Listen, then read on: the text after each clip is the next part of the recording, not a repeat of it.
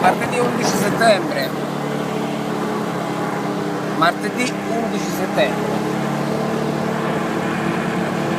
Non molto altro da dire. Tanto da ricordare. Tanto da riflettere. Tanto da pregare.